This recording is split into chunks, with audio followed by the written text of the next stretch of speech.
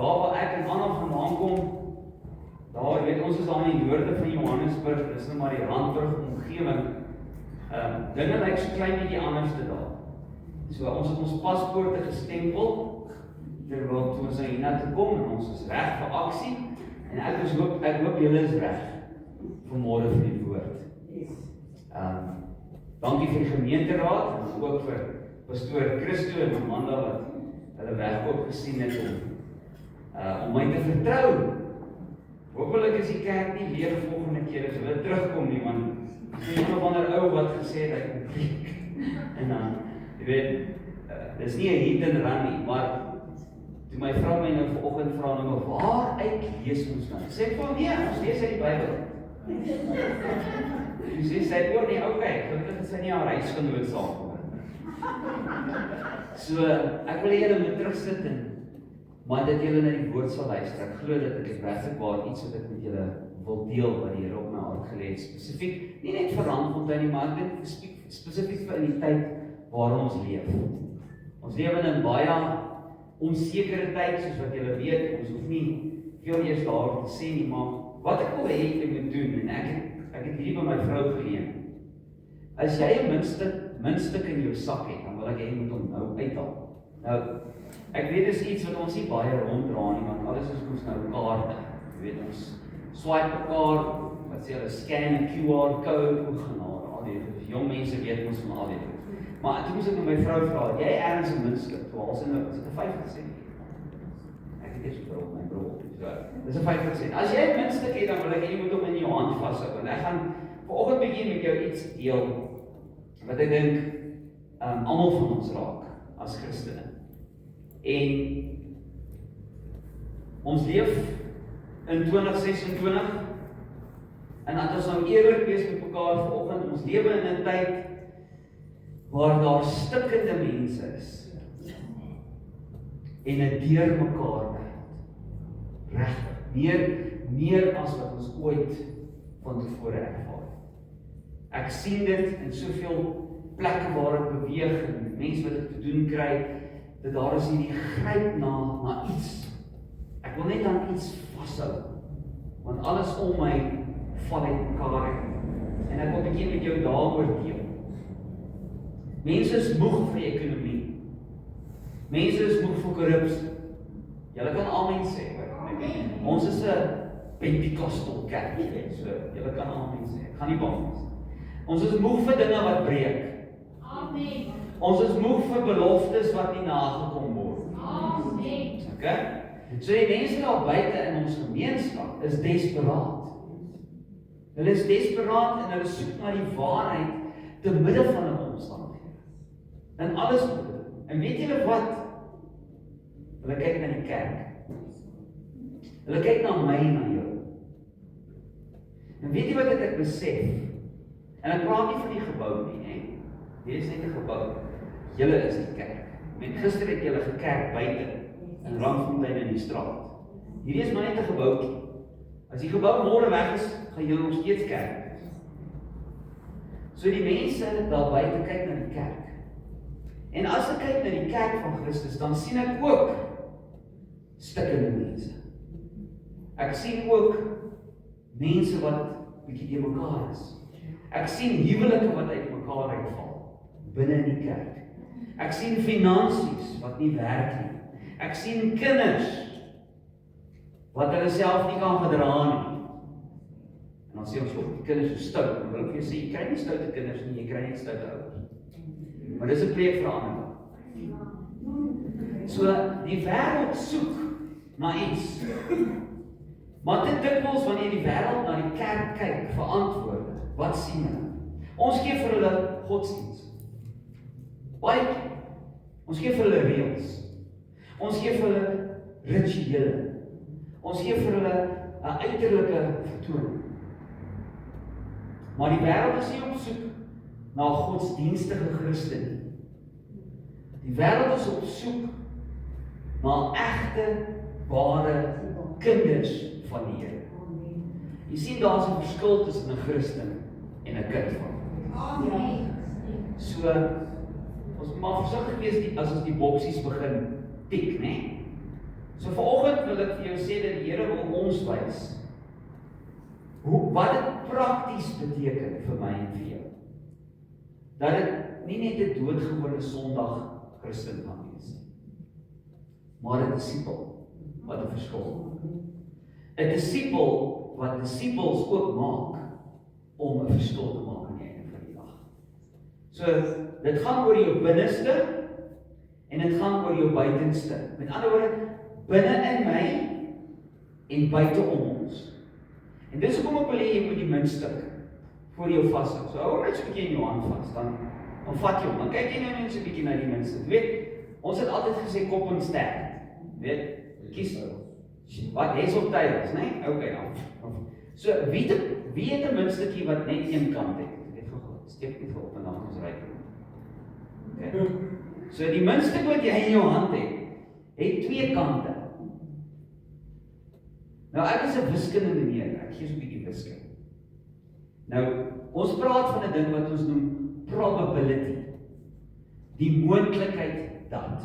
So as ek nou die muntstuk vat en ek flip hom, dan is daar nou 'n 50% kans dat hy of op kop gaan val of op ster. Is ek reg? Ja. Okay, goed. Nou, jy as Christen, dis jou lewe. So ek wil hê jy moet nou hierdie beeld. Ek en my vrou is ook sonnaskool onderwysers. So ons hou van praktiese goed wat ons kan sien, want ek is baie dom. As ek iets kan sien, dan kan ek dit verstaan. So as ek na 'n muntstuk kyk en dink ek aan my lewe. Die een kant van my muntstuk verteenwoordig die binnekant van my lewe. Die ander kant van die muntstuk verteenwoordig die om my. Alles wat om my gebeur. Maar weet jy wat? Dis een muntstuk. Dis nog steeds ek. So wanneer jy die karwag betaal, dan voel ons mos hier vir geld. Okay, ek het daar op 50 gesê. Okay, sorry nie, geef op. Dis jou lewe. Ek wil julle met hierdie beeld onthou tot hierdie dag. Dis jou lewe. So kom ek vertel jou 'n bietjie van die twee kante van die muntstuk. En ek wil hê as jy, en ek weet almal van julle het julle Bybels gebring, en ek is so bly, gaan jy die skrif op die ek prys die Here vir jou broer, baie dankie. Want ek dink in die kerk maak ons mense lui deur al die skrif vir hulle te wys, en dan bring ons nie meer ons Bybels kerk. Nee. So ek weet in die sonnaskool het ons altyd gesorg dat jy met jou Bybel uit kerk bring. Nou, hierdie Bybeltjie wat ek in my hand hou, is 'n baie spesiale Bybel. Ek moet net so 'n bietjie vir julle die storie vertel. Ek beloof ek gaan julle by die huis hê voor middagete, so moenie worry nie. Hierdie Bybel het my ma vir my gekoop 1 jaar vir Kersfees. Toe was ek in standaard 3 of 4. En ek het hier voor in die Bybel het ek my datums neergeskryf. Tot bekering gekom 17 Februarie 1988. Vervul met die Heilige Gees 23 Februarie 1988. Gedoop op 5 Februarie 1989. So dis wonderlik om die goedjies te hê. Nou ek lees nou nie eintlik meer 'n Afrikaanse Bybel nie. Ek moet bieg. Want in die bediening waar ek en Anna staan vir die afgelope 30 jaar waar ons nou in bedienings betrokke is daar in die noorde van Johannesburg, het alles in Engels begin gebeur. So, maar vanoggend het ek besluit, ek gaan bietjie my 53 vertaling uithaal. En ek het bietjie deur hierdie Bybel gisteraand gegaan en ek het vir Anna gewys, kyk hierso, kyk al die kleurkodes wat ek binne gebruik het. En ek onthou nou nog die kleurkodes. Kinders van vandag verstaan dit nie, want hulle het fancy smartphone. Maar daar is niks so lekker, en ons het vanoggend daaroor gepraat van 'n Bybel wat jy bietjie kan voel tussen jou vingers. Jy weet jy raak maar gewoond aan waar die boeke van die Bybel is. Jy ken nou nie in jou die volgorde nie, maar as iemand vir my sê Filippense, dan gaan ek reguit soek, want ek weet presies waar in die Bybel is. Hy is soos 'n GPS. Jy weet presies waar. So maak jou Bybel vanoggend oop by Matteus 5 vers 8.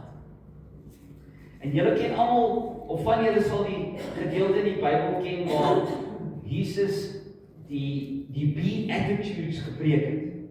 En ek wil net in een teks met julle deel, wel nie een teks, maar 'n paar tekste wat ek met julle gaan deel vanoggend, maar hierdie is een van my kerntekste. En ek wil hê jy moet nou die minste onthou waaroor ek nou gaan praat is die binnekant. Die binne van jou.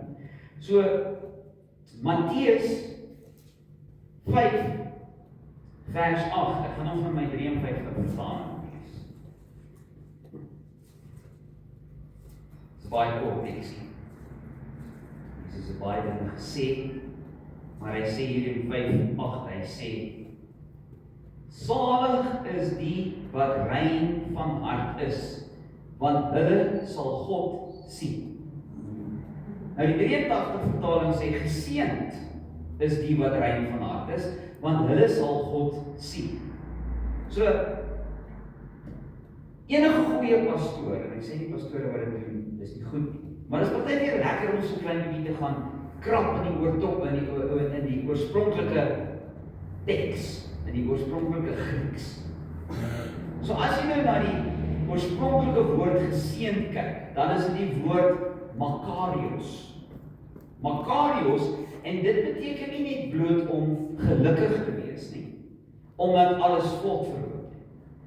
Kijk, weet as alles okay is, dan is ons happy nie. My pastoor daar in Randburg sê altyd, if you want to be happy, buy a puppy. Because puppies will make you happy until they mess on the carpet. Then you're not happy anymore. Okay. So hierdie is nie dieselfde nie. So geseënd beteken nie net om bloot gelukkig te wees omdat alles goed gaan met jou nie. Dit beteken om 'n diep innerlike, bo-natuurlike vrede en die guns van God te geniet, wat heeltemal onafhanklik is van die omstandighede. Dit is die tipe vrede wat nie wankel nie, as die wêreld om jou skud. Wow. Wie van julle se wêreld is 'n bietjie geskit hierdie jaar? Yes. Okay? Met ander woorde, geseënd is die wat rein van hart is. Maak nie saak wat om my gebeur nie. Maar wie kry hierdie seën? Wie kry dit? Slegs die wat rein van hart is. Nou wat beteken daai rein van hart? In die oorspronklike Griekse teks is die woord vir rein is kataros. En hierdie woord het twee betekenisse. En altyd van hulle moet ons vandag 'n bietjie verstaan. Die eerste een is, dit beteken om gesuiwer te wees van vuilheid. Dink 'n bietjie aan vuur wat silwer louter, totdat al die onsuiverhede weggebrand is.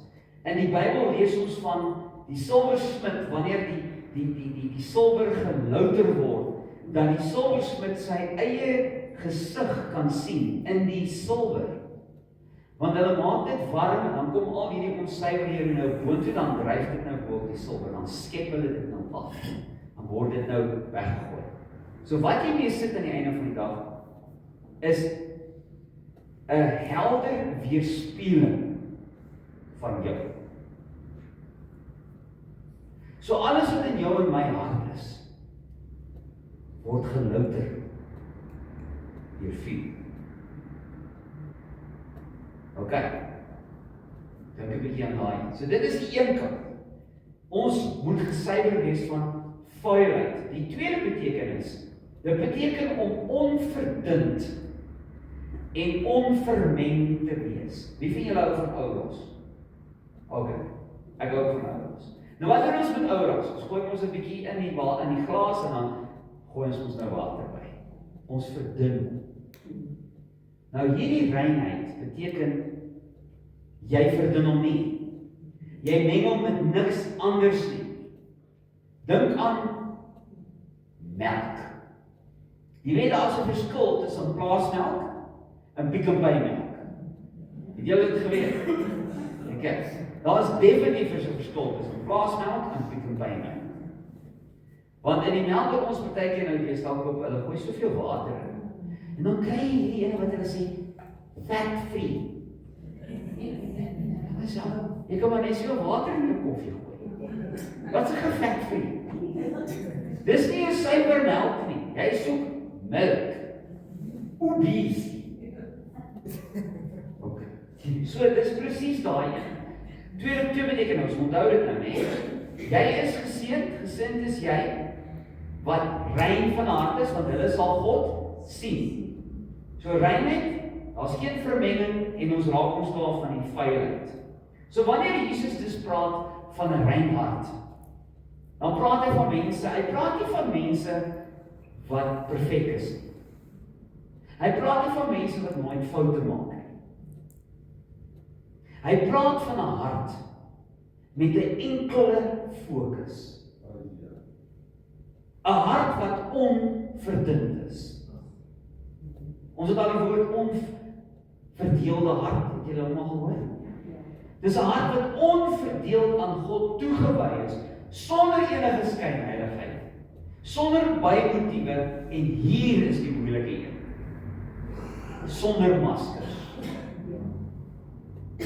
Want ons kan so baie keer 'n masker dra. Hoe gaan dit, broer? Geseënd. Maar intussen val my huwelik uit mekaar. Nee, ek is gebless. Maar my finansies is 'n gemors. Jy skyn heilig, man. Wat is hier? Is dit regte blom? Nee, maar hierdie is 'n skynheilige blom. Dis 'n hipokrit. Hy lyk soos die regte ding, maar hy is nie die regte ding.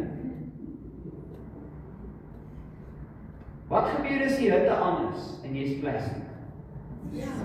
Jy smelt. So is ons plastic of is ons genuine? So hier lê die reuse kontras tussen 'n godsdienstige Christen en 'n kind van God. Die godsdienstige Christen is 'n goeie kenner van die uiterlike. In Matteus 23, daar vers 25 en 26, spreek Jesus die Fariseërs aan. En hy sê hulle is soos mense wat die buitekant van 'n beker skoonmaak, maar die binnekant is vol roof en selfsug. Nou kyk, as jy my vrou nou ongelukkig wil hê, dan moet jy nou 'n beker nie ophet pas. Of enigiets vir dit. Jy maak die ding skoon. En dit is daai uiterlike wat uitgestraal word. Dit is die godsdiens. Met ander woorde, dis die persoon, en ek weet is niemand van julle hier, prys die Here vir julle. Solank dit net Sondag in die kerk sit, en solank dit net aantrek, reg aantrek, en die regte woorde gebruik, dan maak dit nie eintlik saak wat in my gedagtes aangaan. Dit maak nie eintlik saak wat my motiewe is. Dit maak nie saak wat ek in my besigheid doen. Want dit gaan oor die uiterlike performance. Weet julle hoe uitputtend is dit? Om die hele tyd te perform. Dis verskriklik uitputtend. Jy raak moeg. Maar God werk aan die binnekant af, buite toe. Die Bybel sê vir ons daar in 1 Samuel 6:17, onthou julle toe Dawid gesalf was as koning. En al die seuns word vorentoe gebring. En Samuel kyk na die manne en hy sê, "O, hierdie ou is groot en sterk. Eers bruin gebrand. Hy moet die volgende koning wees." En wat sê die Here? Hy sê, die mens kyk na wat voor is, maar die Here kyk na die hart. En daai woord hart is die Griekse woord kardia. Dis waar ons die woord kardioloog vandaan kry. Want dit gaan oor die hart. Dis die beheersentrum van jou en my lewe. Dis jou wil, jou keuses, jou gedagtes. In Spreuke 4:23 lees ons dat jy moet jou hart bewaak. Bo alles. Hoekom? Want daaruit is die oorsprong van die lewe. Bewaar jou hart. En die belofte wat die Here gee aan die kind van God, as jy dit doen, gaan jy God sien. Dis 'n baie sterk woord. Geseënd is hulle wat rein van hart is, want hulle sal God sien. Nou, ek kan nou aflei dat as ek nie 'n rein hart het nie, gaan ek nie God sien nie. Finies klas. Daar's nie 'n middel, Cyril. Daar is nou middel, Cyril. Jy is of hierdie kant of jy's daai kant. Jy kan nie op die draad sit. So, ons moet 'n bietjie mooi dink wat ons. En dan, dis nou die een kant van die muntstuk, hè? Binnekant. Geseënd is die wat rein van hart is, want hulle gaan God sien. Nou gaan ons die muntstuk omdraai. Nou gaan ons aan die ander kant praat. Die buitenshuise uitlewing. In ander woorde, as jy 'n disipel is van Jesus, wat doen 'n disipel? Hy volg iemand. Met ander woorde, jy het 'n leermeester wat jy volg, sodat jy kan doen wat die leermeester ook doen. Met ander woorde, ek moet loop in sy voetspore. Ons is almal, wie van ons wat by die see was, as ons al op die strand loop, ons los ons voetspore, dan kom die kindertjies en loop hulle ook soos so 'n pa se voetspore. Ek onthou dit as kind. Jy gee soeke ou, maar jy moet nou groot voetspore gee, want jou pa maak nou soeke tree. Nou loop ons 'n pa se voetspore. En dis wat ons moet doen as kinders van die Here. Ons moet 'n skuif maak. Die skuif is, ons kan nie net 'n rein hart hê agter toe deure en agter mure van die kerk nie. Ons kan dit nie net hier hê nie. 'n Rein hart moet hande en voete kry. Daar buite in die wêreld wat dit skeef. Daar's 'n verhaal van 'n dorpie in die Tweede Wêreldoorlog, weet nie wat 'n dorpie dit is nie. Na die Tweede Wêreldoorlog, die hele wêreld was ons van stukkend geskiet. En die mense het begin terugkom na hierdie dorpie toe, en in die middel van die dorp was daar altyd 'n standbeeld. En die standbeeld was 'n standbeeld van Christus. En hulle besluit toe, ons gaan, voordat ons enige iets gaan begin herbou in hierdie dorp, gaan ons seker maak dat ons gaan die standbeeld weer oprig. Dat dit vir ons sal dien as 'n herinnering van wat ons mee besig is, 'n herbouing. En hulle het nou 'n bietjie skoon gemaak, en die voetstuk was daar, en hulle kyk toe die standbeeld, maar hulle soek toe die hele dorp vol, hulle kry nie Jesus se hande en voete nie. Dis weggeskiet. Maar hulle het die standbeeld. En hulle kry nie die voete en hande. Hulle besluit toe, dis nie 'n probleem nie. Ons kry die hele dorp bymekaar, ons onthul, ons weet, hulle doen nou 'n onthulling van hierdie groot standbeeld, almal is opgewonde, oorlog is verby, ons kan nou herbou, Jesus is in the center, hierdie, soos 'n plein, weet, kerkpleine van die ou jare was ons altyd so in die middel van die dorp, alles het so om die plein gebeur. En daar het hulle 'n plaatjie gemaak wat sê, He has no hands, He has no feet, except for ours. Wat 'n wonderlike skrif. Ons is sy hande en voete. So hoe lyk dit? Dit is waar Petrus nou skryf in 1 Petrus 2 vers 21. Julle kan 'n bietjie so toe gaan. En hy gaan nou lees hier van die 83 vertaling. Hy sê, juis hiervoor is julle geroep, omdat Christus self vir julle gelei het en 'n voorbeeld gestel het, sodat julle in sy voetspore kan volg. So hierdie vers begin met woorde wat ons vlees bietjie kan laat krimp, bietjie kan juis hiervoor is julle geroep. Nou waarvoor is dit? So as jy nou die verse net voor dit gaan lees in 1 Petrus 2, dan gaan jy sien, Petrus praat van om onreg te verdien, terwyl jy goed doen. Ek gaan dit vir jou lees in die Engels, in die New Living Translation. Ek wil graag hê dat julle dit, is dit reg so, kan ek maar die Engels lees? As julle nie wil nie sê net eina. 1 Petrus 2, ek wil graag vir jou die voorafgaande lees. Hy sê daar, do what, en hy praat nou hierso van die slawe, nee? Maar met ander woorde, dit gaan meer oor serving. You who are slaves, is julle almal slawe. Sê net ja, Jesus, you're a slave for Christ. Amen, okay. Soos wat Paulus gesê het, I'm a bond servant. Ek's 'n slave. So you who are slaves must accept the authority of your masters. Nou, ons weet wie ons meester is, né? Do whatever they tell you, not only if they are kind and reasonable, but even if they are harsh.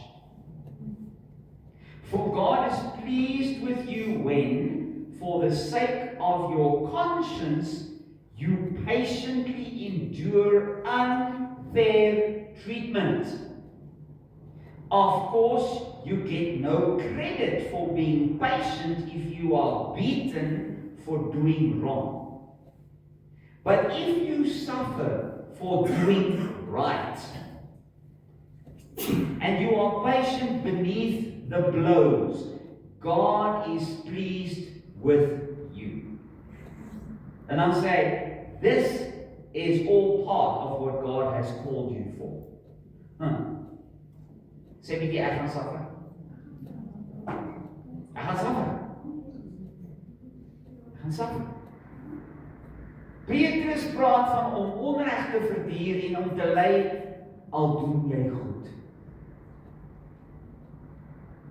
Wat baie hartseer is, wat al van die kerk gesê word, en ek het baie pastore en dienaars van die Here al hierdie gehoor sê, as jy wil seer kry, moet jy die ministry wees.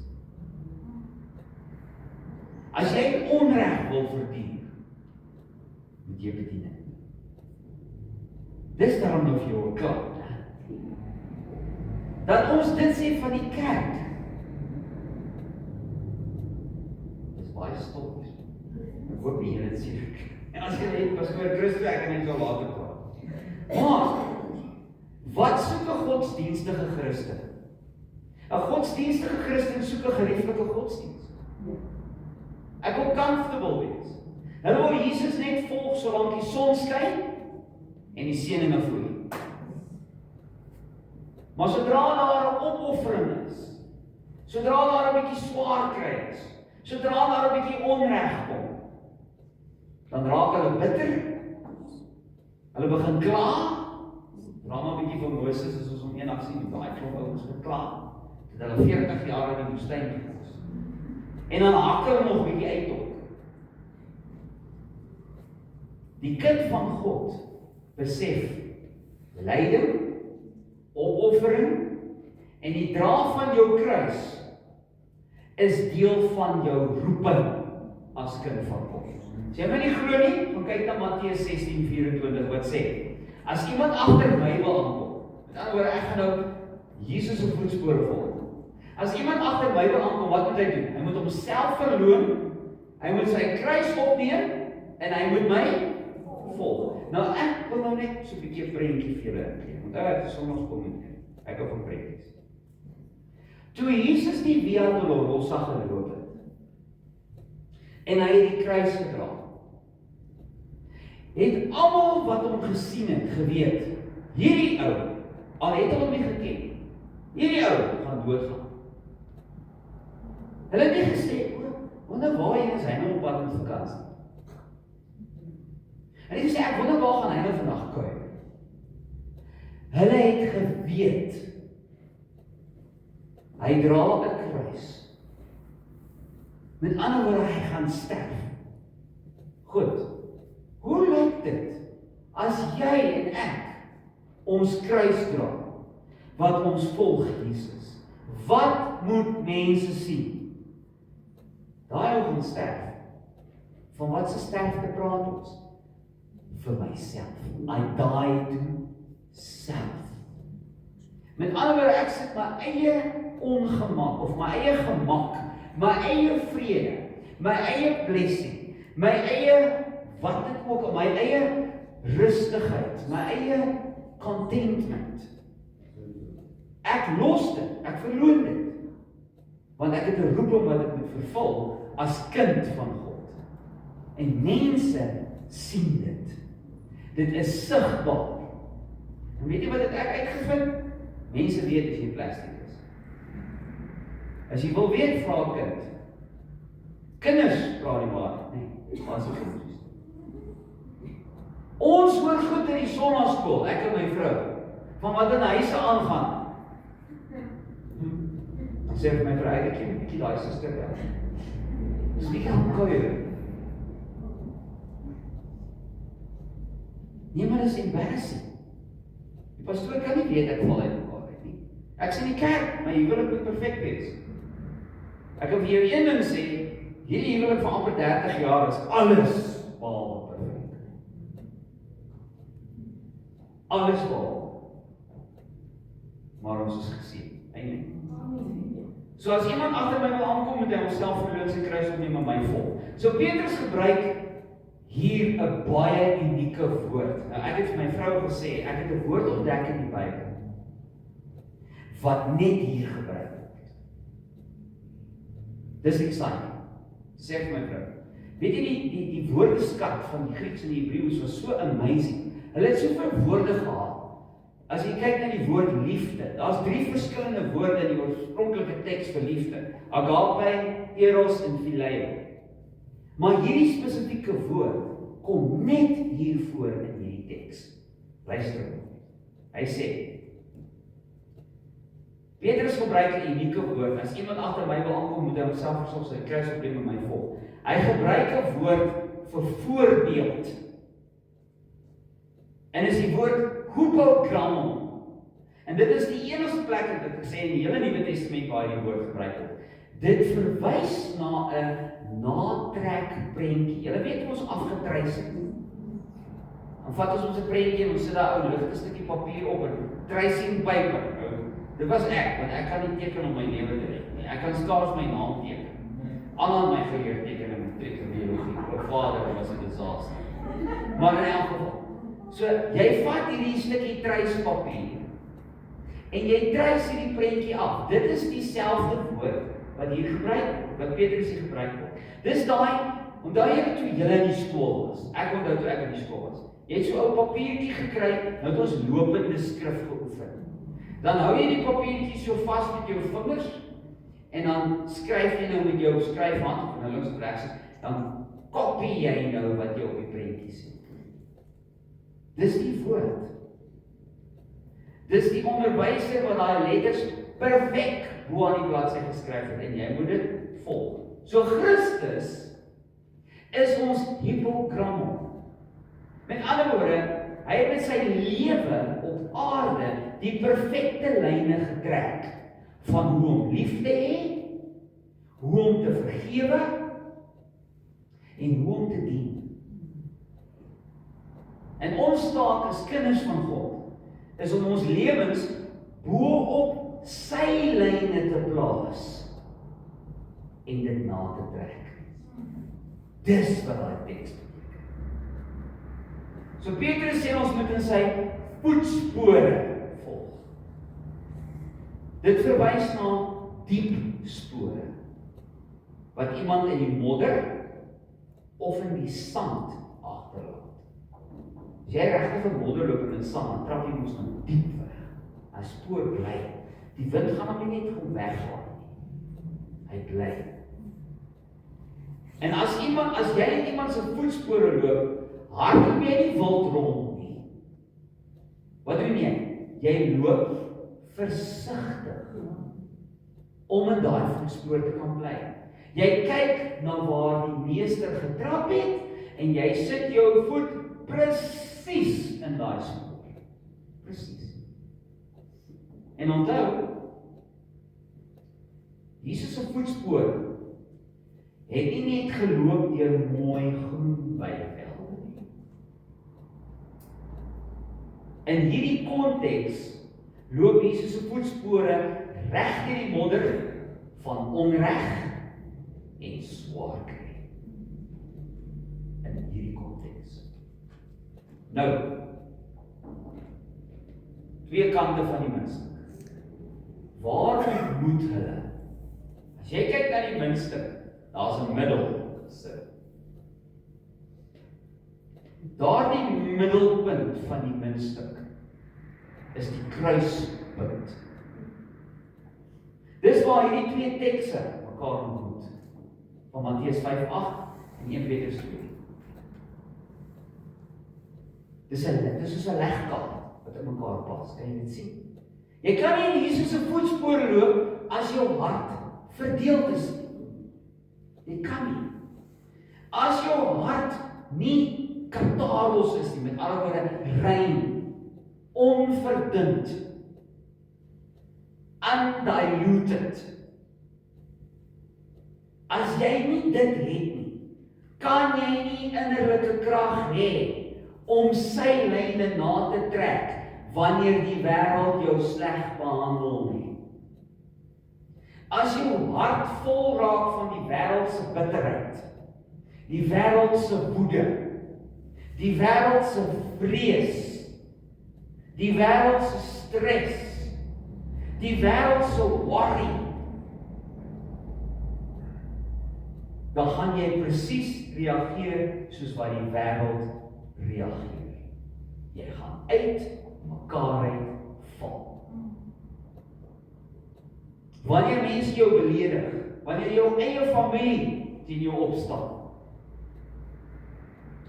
wanneer mense wat jy met jou lewe vertrou, jou teleurstel,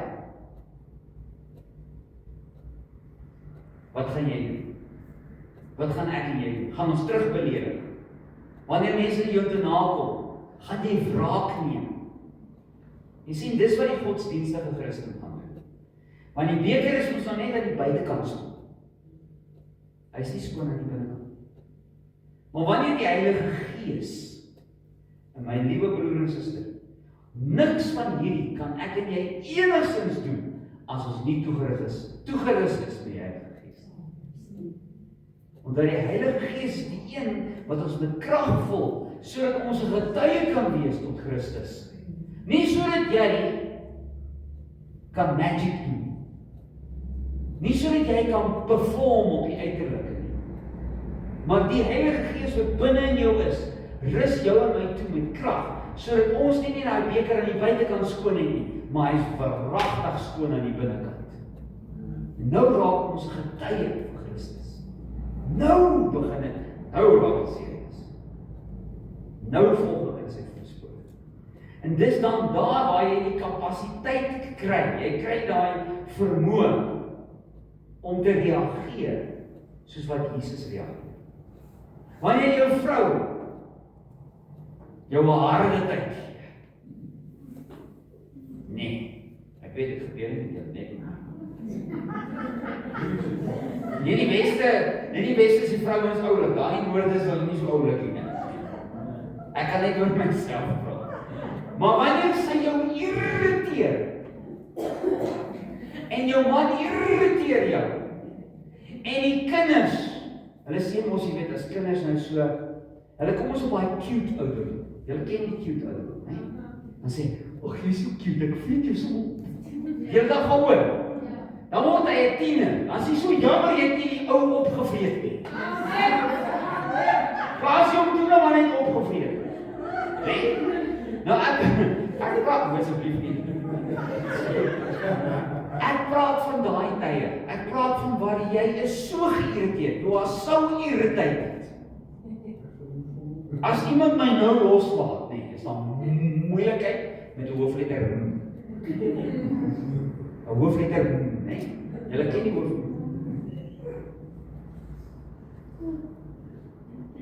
Wanneer ek en jy rein van hart is, en ons trek ons lewe lyne na wat Christus doen, dan het ons ewe skielik die kapasiteit. Kyk na wat 1 Petrus 2:22 en 23 sê, bietjie verder aan, net na die teks. Hy sê, hy het geen sonde gedoen nie. Toe hy beledig is, het hy nie terugbeledig.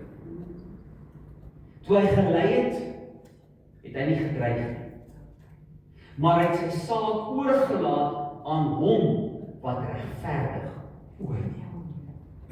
Nou beteken dit jy's 'n wimp as jy nie opstaan nie?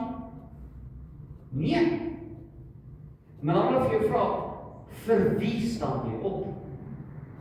Staan jy op vir jouself Of staan jy op, my liewe broer en suster, vir die waarheid?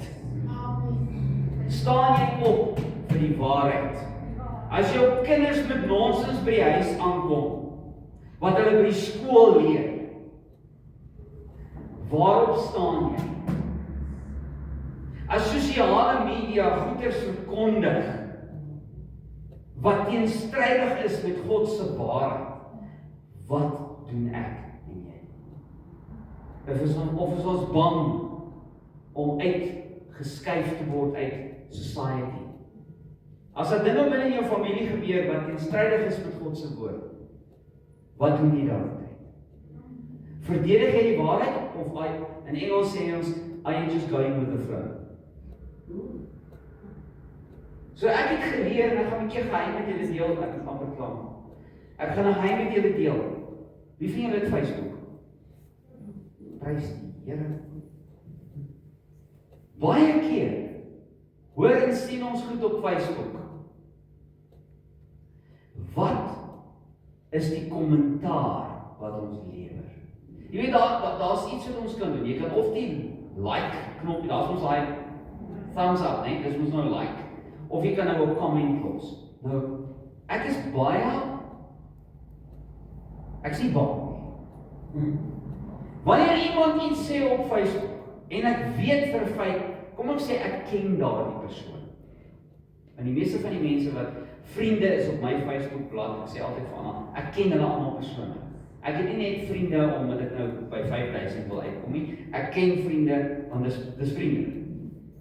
Maar wanneer ek nou iemand sien, dit kom ons so op jou, hulle praat van op jou feed, kom dit nou so uit. En jy weet, jy ken die persoon.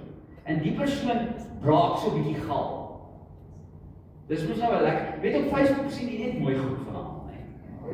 Jy sien nooit sleg nie. Jy gaan op Facebook sien, jy sien my vrou daarom maar 'n lekker harde klap gegee vir hom. Jy gaan dit nie op Facebook sit nie, mense sit net nice op Facebook. Okay, so check daar, eerste sit. Maar wat is die comment? So wat ek gewoonlik doen is, ek sal dit lees en dan sal ek 'n comment daar sit wat sê, wat gaan jy daaromtrent doen? Wat gaan jy daaromtrent doen? Nee, maar soms is dit lekker om ander mense te blameer. Wat gaan jy? Goed. So dit is hoe Reinhard in die voetspore van Jesus loop. Met ander woorde, dit is die waarheid wat die wêreld wil sien. Hulle soek mense wat nie die siklus van haat en negativiteit in ons gemeenskap wil laat aangaan nie. Hulle wil dit verbreek, omdat Christus se gesindheid in jou en my is. Ons wil daai siklus breek. As ons die siklus breek, gaan mense heel word. Ek en jy kan niemand red nie. Maar ons kan hulle voorstel in die redder. En partykeer, die enigste manier hoe hulle die redder gaan sien, is hoe ek en jy leef. Hoe ek en jy praat. Hier is 'n groot een. Hoe ek en jy bestuur.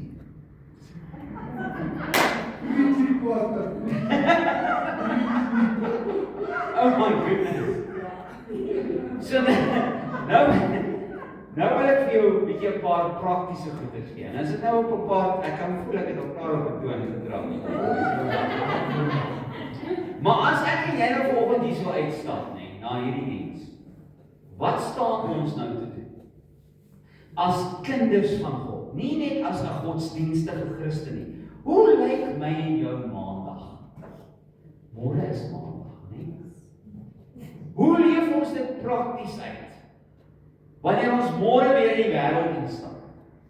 Hoe maak ons dit konkreet? Hoe maak ons dit prakties? Nommer 1. Jy stap môre by jou werksplek in en jy werk dalk in 'n omgewing waar almal om jou die reëls buig. Mense dokter so 'n bietjie 'n invoice. Of werk so 'n bietjie ekstra aan die Excel spreadsheet. Of dis mos nou belasting tyd, né? Nou gooi ek so 'n bietjie. Vrou, waar is hy snippie toe ons die Vitamine C gekoop het? Okay. Nou begin ons bietjie. stap in 'n wêreld waar daar 'n onderlandse gekonkel is. Miskien om kliënte te steel by ander mense. 'n Godsdienstige Christen sê die volgende: "Well, if you can't beat it, join me." Ja. So almal doen dit. Almal doen dit. Die weet, besigheid is besigheid. Jy dag hoor. Business is business. Ek sal sommer my tieners betaal. Sal dit uit. Wat sê 'n kind van God met 'n rein hart? Hy sê, "My integrity is not for sale." My ja is my ja. En my sakebelange in my besigheid of in die besigheid waar ek is, word bestuur volgens die perfekte lyne wat Jesus getrek het. En al kos dit jou werk, dan kos dit jou werk. Is jy bereid om dit te doen? Het is maklik om amen te sê in die kerk, hè? Pas op as jy sê amen. Jy kies om die waarheid te praat. En ek en ander van daarvan getuig in ons eie lewe. Selfs al kos dit jou 'n transaksie. Want jy weet dat God is jou voorsiener. Hy is die een wat na jou kyk. Nou, op wat werk jy nou? Ry jy in die verkeer? Nou op wat hiernatoe was lekker smooth, nee. Anders sê vir my, "Dit is nog wel lekker." Ek sê vir ja, wag vir man. Nou lyk hierdie pad heeltemal. Want dan is al die Christene op die pad. So jy ry môre in die verkeer en iemand sny voor jou in. Roekeloos. Verander jy ewe skielik in 'n dowe persoon. Want nou moet jy sign language praat.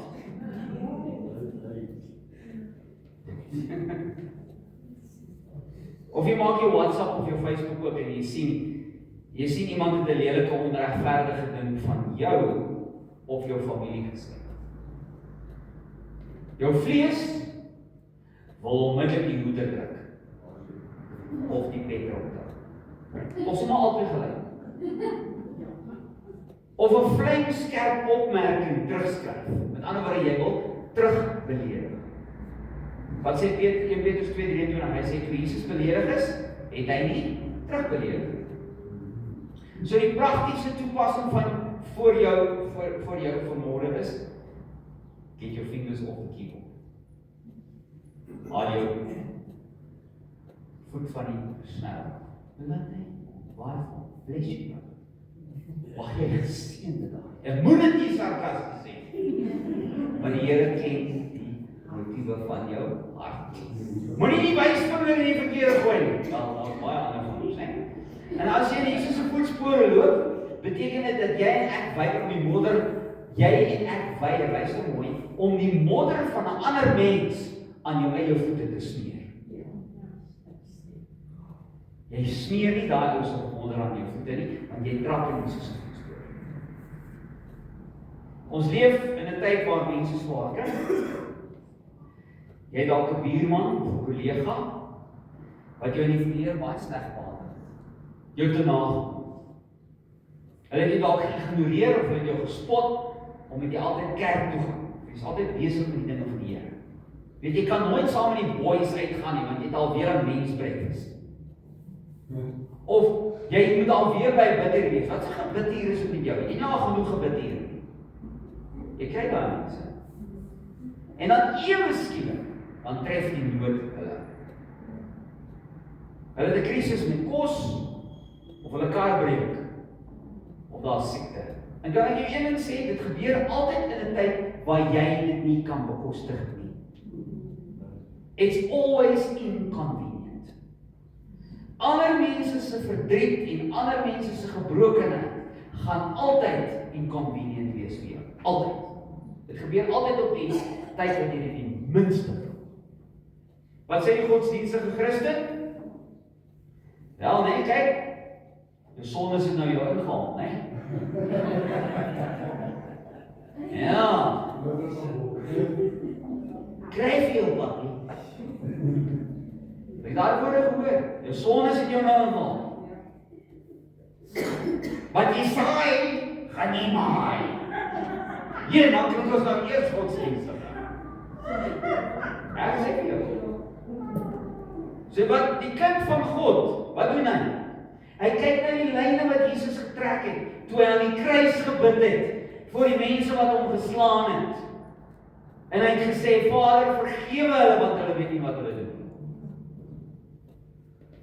Jy vat 'n blok sop, jy help om die kar reg te maak,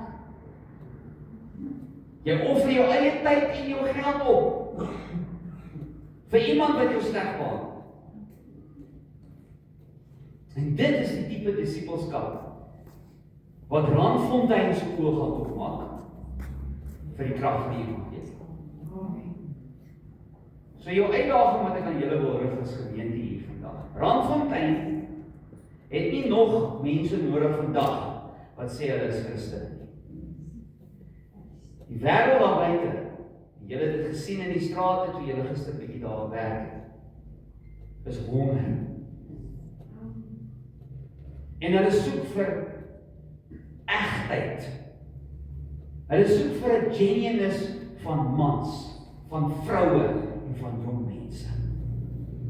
Hulle wat sê, ek kies 'n onverdeelbaar. Ek kies om die masker af te haal. Ek kies om my voete in die spore van Jesus te sit. Maak nie saak wat dit my gaan kos nie. Maar liewe broers en susters, dit is nie 'n maklike ding nie. Maar die wonderlike nuus is dat jy dit nie in jou eie krag hoef te doen. Ons het dit vanoggend gesing, daai een pragtige Afrikaanse lied wat jy gesing het. Hy het dit alles gedoen, sy oorwinning is in my. Sy oorwinning is in my. Die Here roep jou nie net tot hierdie lewe nie, hy gee jou sy Heilige Gees om jou hart skoon te was en jou die krag te gee om elke liewe dag daai perfekte lyn na te trek van Jesus. Ek weet nie van jou nie, maar dis regtig die begeerte van my hart. Ek en Anna het lang bietjie gechat gisteraand. Ons het ons harte bietjie met mekaar gedeel. Doen julle dit?